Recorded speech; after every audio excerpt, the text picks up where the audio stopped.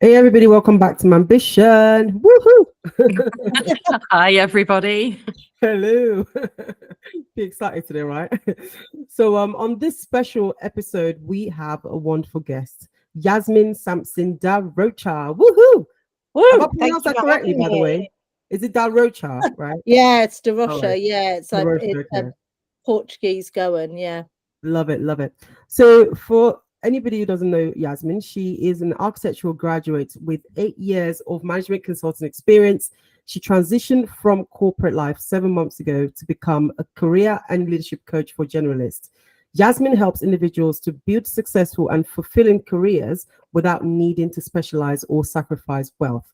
Her unique approach focuses on coaching generalists to become passionate leaders and training leaders to confidently embrace change as strong specialists. Oh, beg your pardon, embrace change as strong generalists. Yasmin is also a dedicated mom to a lively and spirited toddler, which is like the key thing here, right? Yeah. The toddler mum. Toddler Absolutely. mom, exactly. Yeah, I mean, we're all feeling that, aren't we? I Oh, was up definitely. at 5 a.m. this morning with my toddler. Yeah. Yes, we're gonna push Yeah. that. That's a painful one. You can't even it's daylight outside, so you can't even be like it's the middle of the night because they're like, no, it isn't. And you're like, Now, Yeah, before it's we very confusing. Yeah. Before we dive into all this, wonderful stuff about motherhood, I know that Yasmin has a key ethos of soft skills are power skills. So yeah. we'd love to hear more about that. Yeah. So one of the reasons that I work pretty much exclusively with people that refer to themselves as generalists is because I saw an underserved market of people that were just like me who felt like they could do a lot and lacked this real like narrow specialism in one thing and felt as a result that they were untethered. Kind of like, I know that I'm good at my job, but I can't really articulate why I'm good at my job and why I can actually do a lot of things. I relate to this. Yeah. So Yeah. I'm Like all ears. and I'm sure you feel the same. I can pretty much say fairly confidently, unless it requires sport that has something where I need to balance, in which case just don't put me anywhere near it. That you could pretty much put me in most business like situations and I would do pretty well. And I couldn't really tell you why. And especially being in the world of consulting where I felt when I went into consulting that suddenly found, at the age of how old I was, 25 or something, that I finally found like a career that I was like, oh my gosh, this is like, I can do this and I can do this really, really well. But the thing about consulting is that you're put across a number of things. And so kind of coming out of consulting, it's not a career for everyone. It's not necessarily, the thing that everyone wants to get to the highest levels of. I certainly didn't. But when I was coming out of it, I was like, well, or when I knew I wanted to come out of it, which becoming a parent was a significant trigger for that, I was like, but what do I do? Is this all I can do? Like I like how do I actually figure out what I'm good at? And over that period of time where I actually had a career coach myself and did a lot of the introspective work that I now do with my clients, I was like, oh, my USP and my special sauce is in all these things we traditionally call soft skills, which soft is just a rubbish word because actually they're the transformational social skills that actually is the recipe, is like the secret sauce for sales. It's the secret sauce for building relationships. It's the secret sauce for leadership. And it's inherently stuff like how you build relationships, how you communicate, how you empathize with other people, your critical thinking, how you problem solve. But no one had ever really communicated to me that, or I hadn't ever really realized that those were a set of skills that I had in spades that a lot of other people didn't have or it doesn't come naturally. And so this is where I think it's, especially for generalists, it's such a key differentiator, but it is how they work. It's their modus operandi, not what they do. And that's often where people then struggle to market yourselves, because obviously the natural thing that people ask when you talk about your job is like, oh, what do you do? not Mhm. how do you do what you do. And so I basically help people take those skills and think about their skills in a very different way, to think about what's next, and how to think about what they do, and how to think about how they do what they do and the outcomes that they help people get to, rather than the what. And the what is all around the problems that people really care about solving.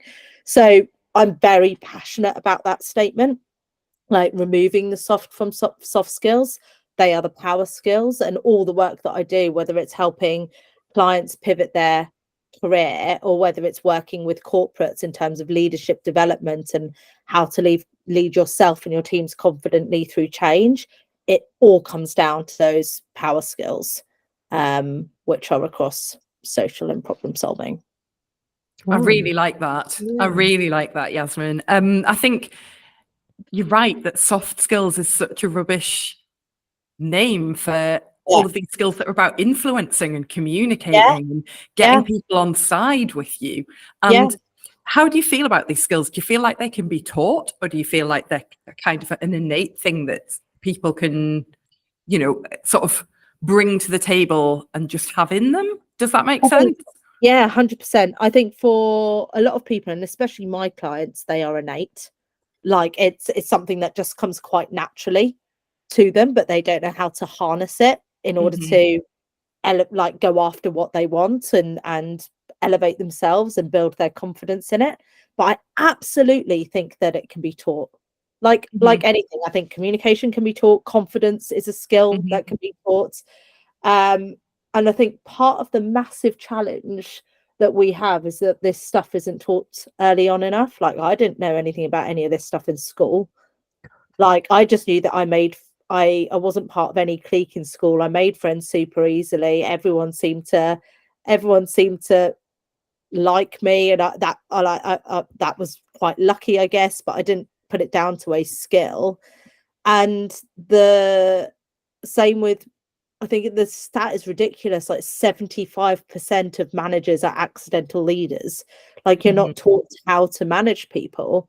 And there is a huge jump between being very, very good at delivering your job to then leading other people to do their job.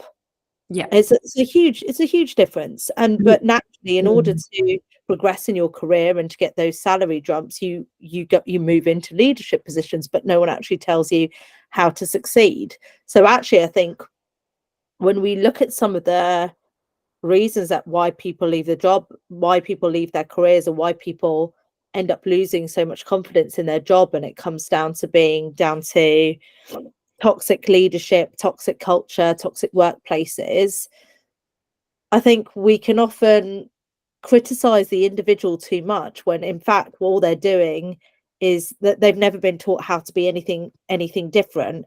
And so their own belief system comes into play, their own insecurities and inadequacies come into play.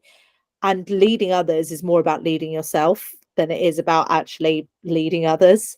And so that's where those skills around how to communicate, how to influence, how to persuade, how to problem solve, how to empathize, they're all learnt skills that even people that where those skills come naturally can become better at those things. As well. And it's a continuous, it's like, I think Simon Sinek puts it really well, where he's like, says it's like going to the gym. Like if you stop going, you stop seeing the results. It's one of those things you have to practice day in, day out. And if they look like it's not a finite game. Is that No, what you mean? Yes, not yes. a finite game. No, like, you don't win at marriage. You don't win at business. You just keep going to stay in business. You keep going to stay in marriage. It's a practice. Yeah. So it's a way of being. And I very much believe that power skills are that. And it's one of those things that actually, if you can teach, which you can, but if people are taught it, it goes across every aspect of somebody's life. You know, you teach people how to empathize, they're automatically going to be better parent, a better partner, a better friend, as well as a better leader and a better colleague, and a better mentor. You teach people how to communicate with clarity. They're going to be a better partner, they're going to be a better friend, as well as being a better leader and a better colleague and a better mentor. You know, these things aren't, they're life skills. They're not business skills. Yeah, definitely. Yeah. Oh, go ahead, Tiffany, go on. I was just going to say that I'm interested to know how you found the confidence to be yourself in this way, because I think that's the key thing, isn't it? I like, where does your confidence comes from to really drive your idea of this soft skills and really believe in it and push it? Because I think often we have really great ideas, but what holds us back is the confidence element. And I'm thinking about the mothers listening to this, right? They might have a similar idea like you, for something that's a little bit different, maybe something that's not the norm. How would you suggest that they find the confidence to push through? Yeah, I think confidence is such an interesting word, isn't it? Because I think often there's this like narrative that you either are or you aren't. And confidence is really, really situation specific. So, you know, put me in front of a room of 30 strangers to talk about leadership development. I won't break a sweat. I'm absolutely fine. Put me in an F1 car and tell me to go like drive around, you know, the Grand Prix track. I'm going to be shaking. Does this mean I'm not a confident person? No, I'm just confident in a situation and a scenario that I have practiced and developed and actively worked at, you know, overcoming my insecurities in. If I drove that car again and again and again and again and practice and practice and practice, I would develop confidence in a thing. So I think that's a key part, that confidence is a learned skill, and you can become confident in whatever you want to become confident in. Same with being a parent, right? I'm sure a lot of people resonate when you're, you know, when you're handed this tiny 8-poundish thing that, you know, you have, if especially like if it's your first child, especially, you have no, like, you can read all the books, you can watch all the videos, you can listen to all the podcasts, but you're still, now it's you and maybe your partner and this little thing, and you're like, and we're alone now. And the first time it cries, the first time it stays up all night, the first time, you know, it falls over, or, you know, the first time it gets a rash, you know, you panic. But over the course of parenting repeatedly, and you know, you're in it, you're stuck with it, you're in the thing, like, you become more confident as a parent. So I think that's a huge thing. I think for me personally, in terms of my confidence in this specific topic, and I think confidence in who I am as a person, I think it's been a number of things. I think probably the biggest pivotal moment, I think, for me was probably coming out. That was in my early 20s, and I think that was a massive thing around, like, I've got to own who I am, because if I don't own who I am, nobody else is going to own it for me. And I've got to figure out who I am in this kind of like authentic skin that I'm in. And that was a massive shifting point in terms of me just basically standing in and taking up space. And I think that, especially being as someone like who's also a woman of color, taking up space as someone who's queer and a woman of color, and I grew up in a very white neighborhood, that actually didn't bother me at all. My wife jokes sometimes that she's like, do you forget that you're brown? And I'm like, oh, sometimes, which I don't necessarily think is a good thing, but that's never really fazed me, but being queer did faze me. And so I think that there's almost been repeated things of having to stand and own my space, even before I became a parent, and I had to learn how to do that. So then getting more comfortable with using my voice to advocate not only for myself but for others in that space became more and more natural. And then I think becoming a parent was probably the cherry on the top, especially because Sophia is a girl for me personally. And women's rights and gender equality being something I feel so passionate about, and motherhood being something, and motherhood and business being something I feel so passionately about. It was very much a case of like, all right, I've got to be an advocate for her, and I've got to be an example for her, so that I am that role model for her in terms of owning your space, standing up for who you are, standing up for what you believe, standing up for other people, like not just advocating for yourself, but standing up for other people who are underrepresented or, you know, are underrepresented in their space.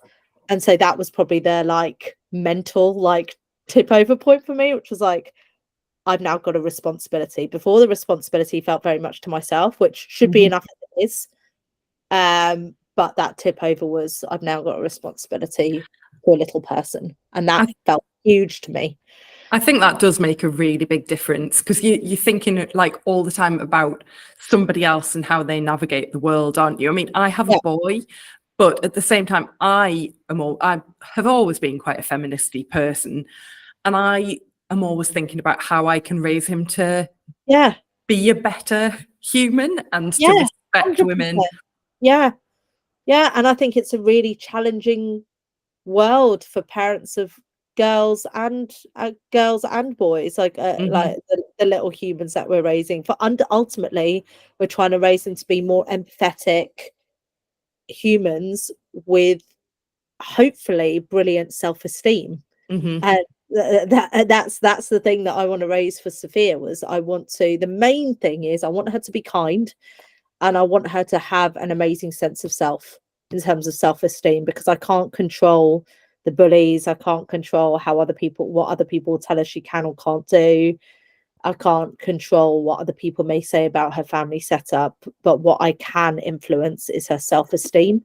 And so, and how I build that, and I think how I then hold myself is a massive, because they look to us for everything, right? Especially at this age, is a massive driver for me. Yeah.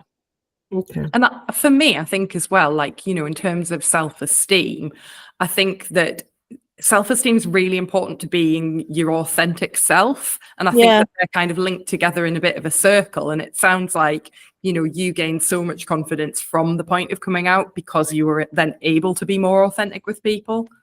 Yeah, absolutely. I remember someone, I don't think she meant it quite like this, but I remember like an HR in an old company, in one of my old companies, being like, you are like the diversity dream hire. And like, I guess you get hired. I need to get hired. Who cares how? And I was like, you know what? I own that, because like, you know, I'm a parent. I've got ADHD. I'm mixed race. I'm queer. I was like, I'm fine. I am. I also think that what that has done is, I think it allows me to empathize with a lot of people, because I cross over so many different different areas or different identities, that it allows me to empathize with a lot of people. And I think that in itself has also built my self-esteem, because I know what I am and I know what I'm not, and I feel very confident that no one else can tell me what I am and what I'm not. And that has taken decades to get to. That is not an overnight thing. That's taken decades and decades, and therapy and coaching and a lot of self-reflection and a lot of difficult decisions, and you know, a lot of friendships, and you know, to get to. But it is really like what's the word I'm looking for, like really empowering place to be. Love that. How do you balance motherhood with ambition? I think I'm so acutely aware that I am like at the start of this whole like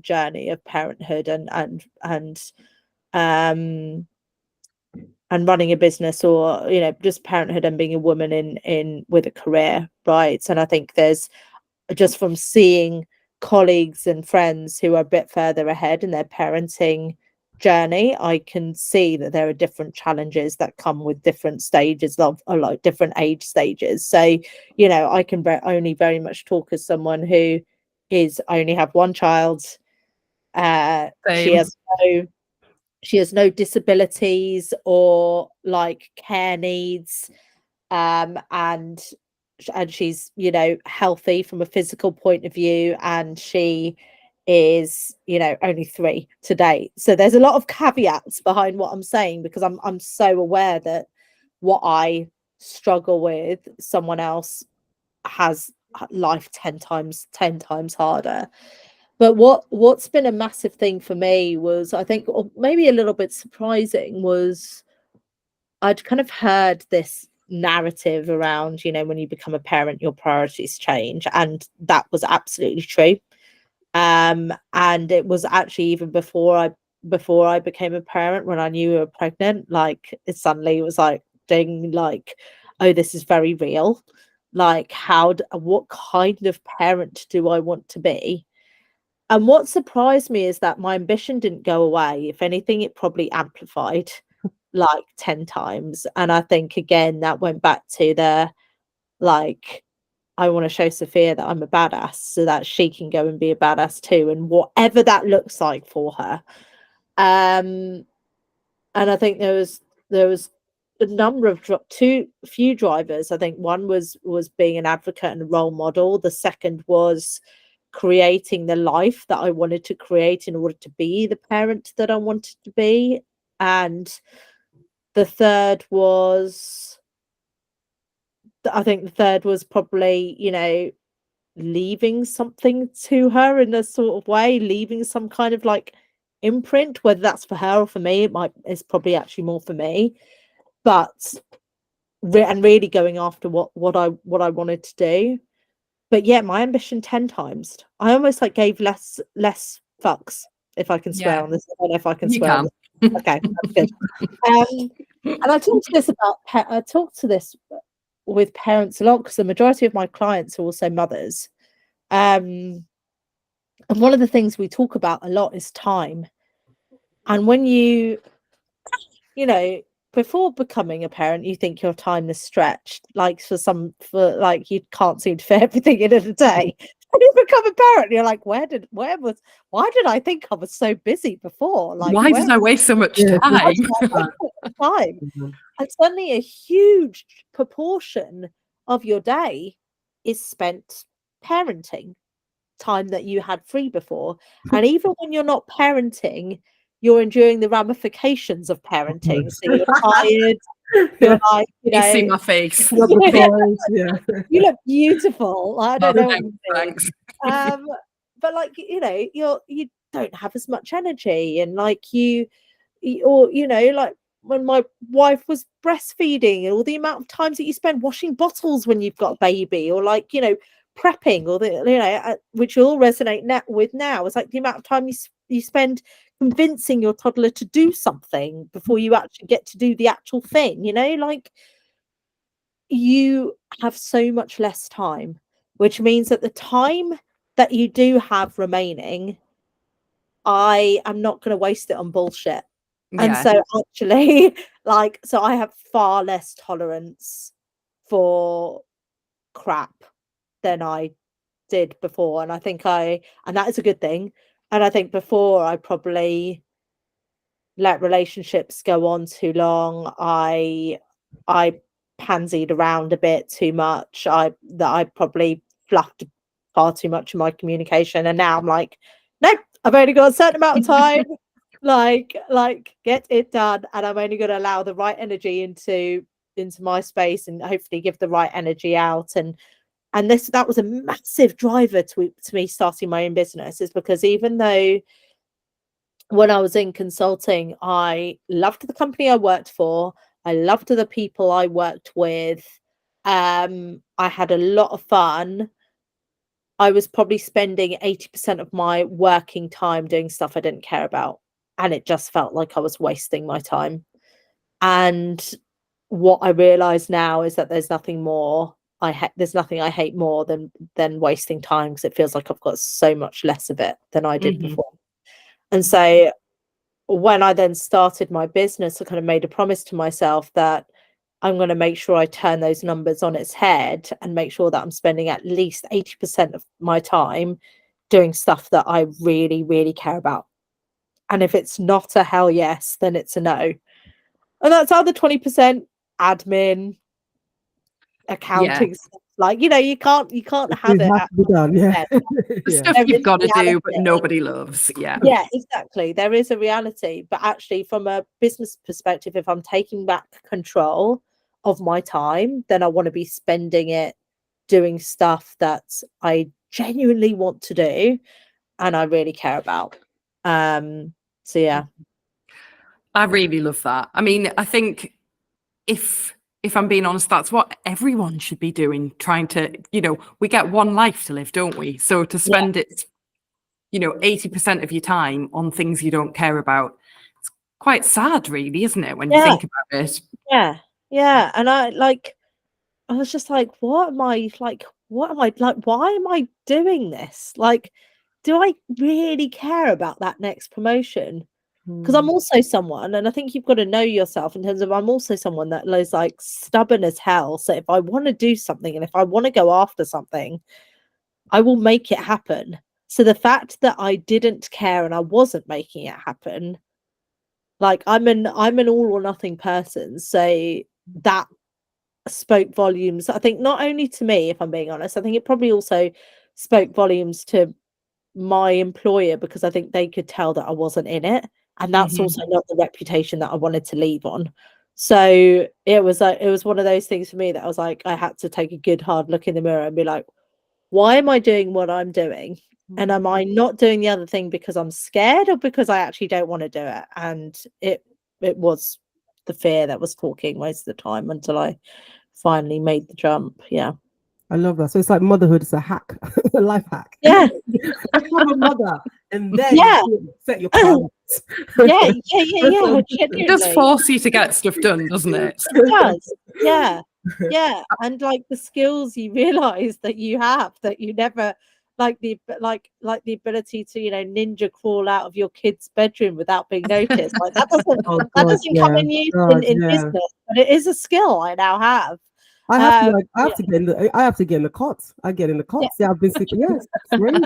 I never been there, in my life didn't work. I've been in the cots, and you fall asleep. And you're like, oh, fell asleep.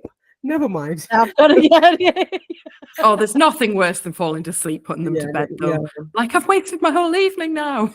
Yeah. And I really get that every second counts though. I really get that. I felt that in a deep place when you said that. And the stuff about, you don't realize how much time you're wasting. Tiffany and I have talked about that before, haven't we? About, all those Sundays lying watching Come Dine with me with a hangover. What were we doing? No, one thing I'm proud to say though, I have seen every episode of First Dates. So I quite like that. I'm proud of that. First Dates is elite television, so that's nothing to be ashamed of. That is true, actually. It's more the fact of like all the time you've wasted watching adverts in between all the because we oh, sorry, Alex, you're about to say something. Oh, I was just going to say, like, coming back to, you don't realize all the parenting you're doing and stuff like that. Ted stayed at his grandparents for the first time ever during the week, this week, and I got myself ready to go to work on yesterday morning. Nobody else. Wow, I couldn't believe it. I was like, coffee, just. I couldn't like this is what I used to do before. Yeah, I know. It's insane, isn't it? It's insane. I would say like I actually took a video earlier because I was like, I feel like I'm hitting a new level of parenting where there was suddenly silence, and I was like. Yeah, you got to check. I was making lunch. I was making Sophia's lunch and my lunch, and there was silence. And I was like, because usually she's bugging me, like she's like attached of me. And I was like, oh God, what is she doing? And she was just sitting down coloring And I was like, Oh, wow. Wow. That is not where I thought you were and going I with was like, Like, she's and I that actually emotional. took video evidence because she was just there Yeah. colouring, like not causing havoc, not like running up the walls, just she's got this like new colouring book where it's water and then the colour appears and Oh, I like do like a magic colouring book. yeah, magic colouring book. And I was just like my jaw literally hit the floor. And it was the same the other day when we went to my friend's birthday party, and she just went off and played. And I was like, you mean I can sit Oh, yeah. Talk to an alone adult. to an adult with a cup of tea? A warm cup of This tea. is amazing. I was like, this is amazing. So that, you know, I often talk about the like how toddlers are absolute dictators, but there are some like glorious bits in there as well where you realize that, oh my gosh, like how have we turned a corner in this thing, that there's like such like a new parenting level unlocked or something. I don't know. Yeah, my in-laws were visiting from Nepal recently, so they live in Nepal. They came to visit. They've got a year and a little bit baby, and I was suddenly transported back to life revolving around when they nap and things like that. And I was like, oh, sometimes you don't feel like you've made progress, but then you see it and you're like, actually, this is more chilled. Yeah. And it's so nice, isn't it? Yeah. I remember when we had the intro, Yasmin, we spoke about that dynamic with your dad, the relationship you have with your dad, and how that informs your parenting. I'd love to hear more about that. Yeah. So my dad, amazing human. But my parents had a very stereotypical, like boomer. They are boomers, aren't they? Boomer like family setup. My mum was very ambitious. She had an amazing job working for American Express, and then when she had me, she gave up that job to raise kids whilst my dad continued working. And I'm one of three, so mum continued raising us whilst dad went to work. And his job at that time, he was working for a telecommunications company, and he traveled to the US a lot. So there would be, you know, weeks, sometimes up to a week or 2 weeks where I wouldn't see him, and mum was the main childcarer. And you know, that was very normal for you know, it speaks to a lot of my friends, that was actually very, very common for a lot of my friends' parents.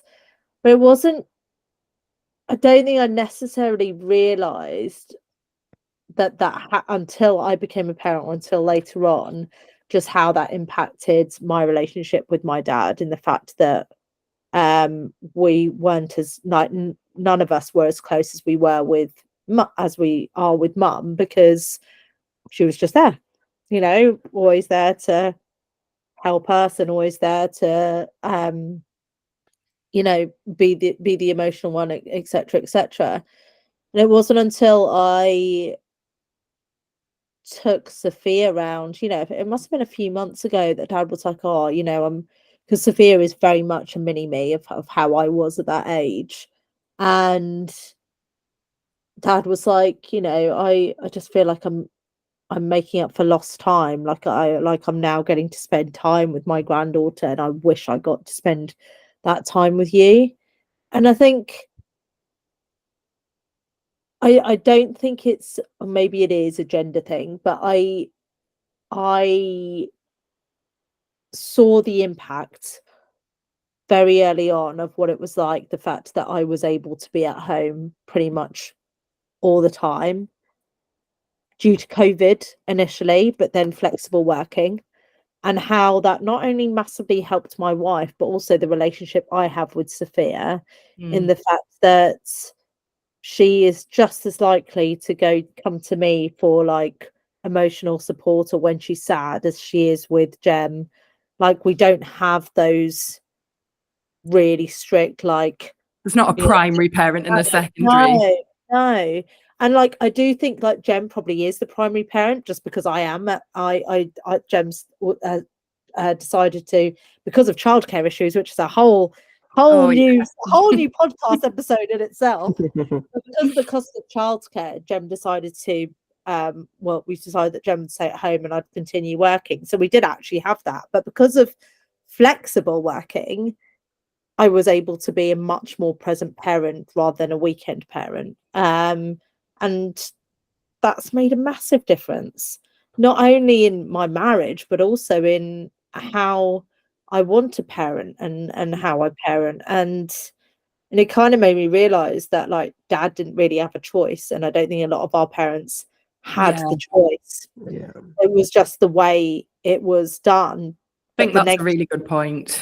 but That the it was negative just the way it impact, was. yeah, it was just the way it was. But the negative Mm. impact of that, there was one. And I'm Mhm. and yeah, I'm sure that I'm not the only person who's felt it. And I think this is why I'm so passionate about flexible working, because it's allowing mums and dads to not only have more of an equal share in parenting responsibilities, but it's allowing the non-birth partner to be more present, even if Mhm. they're the higher earner or the breadwinner or whatever, to be more present in their children's lives and to help develop that closeness of bond, which I think is so important. Yeah, I Mm. totally agree around the flexible working. I think that really it's one of the things that's going to help like lead to true equality. I feel like you Yeah. can't Yeah. without that flexibility. You know, the Yeah. majority of caring is done by women, so you can't have that real equality unless you have flexible working that allows for that. And you know, one of our friends who had a baby pre-COVID and then had one during COVID. I won't name them because I haven't asked to do so. But the dad, who's a friend of ours, said that doesn't X second child cry a lot more than our first? It's like no, not at all. You're just home, so you're hearing like the reality of what it is to be a mum and be a parent. Yeah. All the Yeah. time. Yeah. Yeah. I also I think I liked what you the other side of it as well, in terms of just the lessons we learn from our parents and the fact that, you know, I think as you become a parent yourself, you have more grace for them, right? Because you realize, Yeah. gosh, that was tough. Oof. Yeah. They're just doing their best with the tools that they had. They didn't have remote Yeah. working. They didn't have No. WFH. working Yeah. from home. No. And yeah, I think as a parent, you kind of just take a step back and think, wow, like, oh, you were just doing the best with that. But now that I'm a parent, how can I consciously parent, right? How can I actually do it in the How best can way? how can I parent different with the tools that I now have? Because Yes. you know, like you said, the tools that we now have is so different to the tools Yeah. our parents had, and also just how society has changed as well. You know, in 30 years, like Insane. society is completely different. What we think of women in careers is completely different than it was, you know, 36 years ago when I was born. You know, it's so I think we have to choose to consciously parent differently in the ways that our children, if they have kids, will have to choose to consciously parent differently, because the world will be different again. Yeah. I think the power skills that you talked about at the start, I think that they are now much more relevant in parenting than they ever were before, because, Yeah. you know, in the past it would have all been about discipline and you will do what I say, basically. Whereas now there's a lot more empathy and there's a lot more persuade and influence your children and try and understand their motivation. Correcting. Yeah. I could not agree more. Like, I totally agree. And I think this is like, you know, gentle parenting gets a lot of like stick for it. And I think again, the word gentle is misleading. I think it's empathetic parenting, where it's actually you're trying to put yourselves in the shoes of, especially if it's a toddler, someone who isn't able to emotionally regulate, someone whose feelings come very hard and very fast, who have no filter between brain and action. And what you're trying to consciously do is, rather than try and act like adult to adult, actually put yourselves in their shoes, even if as an adult you're like, this is insane behavior. Like, what is going on? It is like And it's like, and again, it is a practice, and Mm. you're not always going to get it right. Like, like Sophia bit my wife this morning, and I was just like, the rage that, I mean, like, I didn't act on it, obviously, but the rage, I was like, what? Like, how is that how is that acceptable behavior? But for her, it's just like, she's just like, I've got this anger that you took my toy away from me because I wasn't behaving myself, and now I'm angry about it, so I'm going to react to it. And so, yeah, I totally agree with you. I think these power skills are essentially, the majority of them, with the exception of some like critical thinking, but the majority of them are founded in empathy. So yeah, I think also in the age of where we're like the digital age that we're very much in the middle of, and it's just going to increase, these power skills are going to be the only differentiator. We talk about AI taking all of our jobs, etc., but what it's really doing is AI is just removing the stuff that's very like able to be automated and process heavy, like the human stuff, the stuff that makes us human, and the stuff that allows us to build these connections with each other, and allows us to build relationships, and allows us to form communities, and are your power skills. Yeah, so I think they're so important. I think I know obviously we're running short on time now. Do you coach a lot of women now as part of your work, or is it just a split, like an equal split, or do you see? No, so I coach men and women, but 90% of my clients are women, and the majority of those women are also mothers. And I think it's because you tend to attract people that, and young mothers as well. Young mothers of young children, not necessarily young mothers. Like Young, moms or yeah. Mothers of young kids. And I think it's because you tend to attract what you put out. Like, I talk about being a toddler mum. I talk about, and some of my clients are queer as well. I talk about being queer. I talk about being a generalist, and people are attracted. They're like, I can see myself in you. I know you get it. I don't need to talk about, I don't need to justify how exhausted I am about X, or the fact that I want to be able to have more of a flexible work lifestyle because of ABC. You kind of get it. So that doesn't necessarily surprise me, and I don't necessarily explicitly target just mothers, but that does tend to be the majority of my clientele, and I love it, because I come out of kind of like, people come out of my client working with me, and we're genuinely friends. Like, we've like formed that bond, and I think that's really, really nice, because that's a level of trust there that comes from like just I get you, I know you, like I know what you're going through, and I'm cheerleading for you.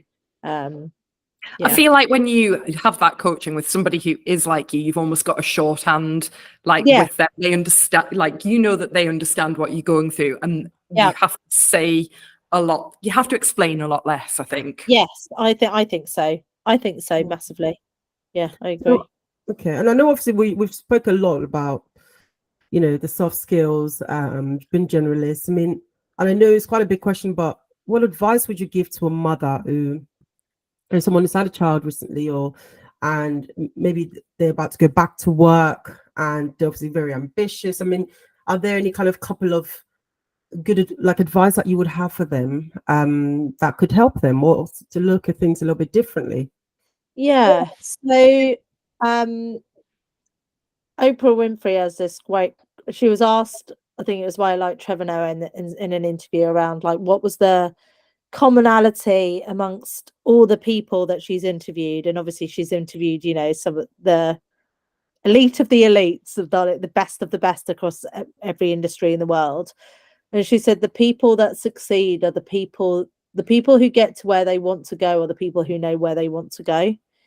And that's very much how I start every coaching conversation, is figuring out, what do you want? And like, really, what do you want? Not what your parents want, not what your partner wants, not what your peers are doing, not what your friends are doing, but really, what do you want? Like, what if I was to, and this is almost like the pivotal question, which everyone can ask themselves, which I'll kind of leave you with, which is, if I was to bump into you in a year's time and you said to me, oh my God, Yaz, like, we haven't spoken in so long and you wouldn't believe what's happened to me over the last 12 months, what would you want to say? And what would you want to say about your health, physical and mental health? What would you want to say about your relationships? And that's relationships with yourself, with your partner, with your friends, with your kids. What would you want to say about your passions? You know, the stuff that lights you up, whether it's running ultra marathons or painting or going to the cinema, whatever it might be. What would you want to say about your wealth? You know, and this is like how much you earn, your savings, your debts. And then finally is like, what do you want to be able to say about your career?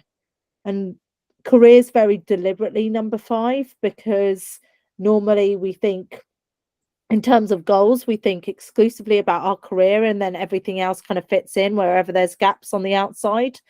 And this is far more of an integrated, holistic approach, which is like, actually across all of those 5, what do you want to be able to say? And then across all of those, like, what are your 2 biggest priorities?